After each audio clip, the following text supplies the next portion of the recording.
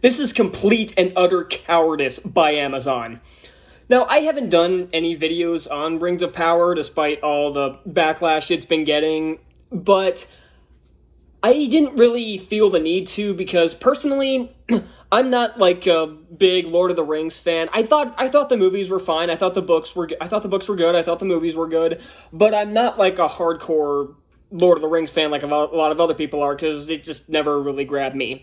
But I've been watching plenty of other videos about this, specifically Geeks and Gamers and Ryan Cannell, RK Outpost. Shout out to those guys. So I've seen plenty of those videos, but this I felt compelled to. Like, normally when I do these rants, it's just something that compels me to yell at my camera about for some reason, but this is complete and utter cowardice. Amazon is literally hiding bad reviews for this show, and I know what a lot of people are going to say is because, oh, it's getting review bombed. Have you seen? Yeah, no, it's not. Well, technically, yes. Are there a lot of fake 1-star reviews? Yes, but are there a ton of fake 10-star reviews? Abso-fucking-lutely.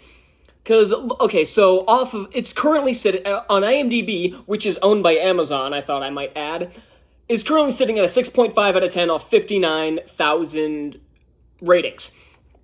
And while it's at 15.9 thousand 1-star, 20.3 thousand 10 stars. Give me a goddamn break. From all the backlash, I'm calling bullshit here.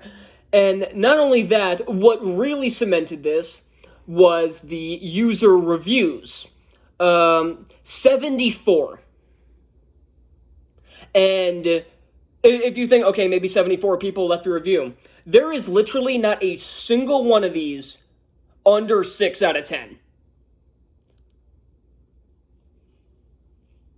Huh. Now, I'm being dead serious here. Like, you can go look it up for yourself, but there is literally... Yep, no... Whacked a cord. Okay, you know what? I literally clicked on filter by rating. 1 star, nothing. 2 stars, nothing. 3 stars, nothing. 4 stars, nothing. 5 stars, nothing. 6 stars, which is where positive is usually started. Oh, look at that, there's something there. This is disgusting. And Amazon itself is doing the same thing. Now, I don't have an Amazon account on my computer because I just got this laptop and I haven't downloaded that, but if you do, go into it and it'll say you be the first one to review it. It won't actually show the score it's gotten, and it used to not even allow you to leave a rating, because they literally, like, pulled that for, I think, 72 hours, because, oh, we're getting trolled. But now it'll allow you to leave a rating, but it won't allow you to see all the other ratings it's gotten. Like, at all. There's nothing there.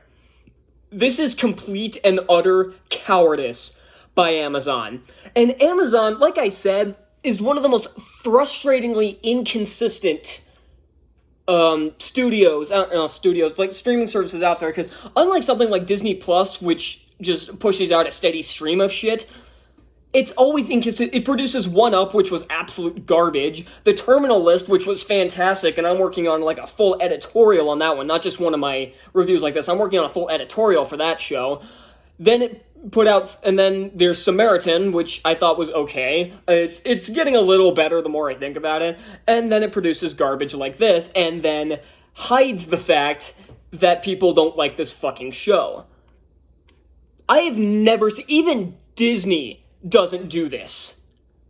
Even Disney is on, because let's look at something else. Let's look at the Wheel of Time, shall we? This was also something that got a ton of backlash. 7.1 on IMDb, come on.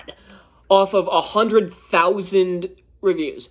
3.3 thousand user ratings, that seems about right. And if I go into it, oh, first thing to show up on the most helpful one was a 2 out of 10. So they didn't hide the bad reviews, because there are plenty of bad reviews, holy shit, for Wheel of Time. 2 out of 10, 5 out of 10, 1 out of 10, 1 out of 10, 4 out of 10. A lot of all the ones that are being put as the most helpful, except for a couple, are 4 and under. Like, here's a 6, here's a 7, but then there's a 2, there's a 2, there's a 1, there's another 1, there's a 1, there's a 2, 2, 1, 2, 3, 4, 3. Yeah, so you see my point. Or let's look at something else they put out. How about that's not how you spell that. Samaritan movie. Here we go. Let's check this out. So IMDb, it's at a 5.9, so you know they're definitely not off of 22,000, or 5.8 off of 22,000. 372 user ratings. 6 out of 10, okay. That one doesn't have a score. 7 out of 10. Okay, these ones are relatively not bad. 5 out of 10. There's a 3 out of 10, though, so 4 out of 10, 8 out of 10, 6 out of 10, 7, 9. So it's getting pretty good reviews, though. 3 out of 10, so they're not hiding this one either. Or you know what? Let's look at one of Amazon's most infamous movies of this year. One Up.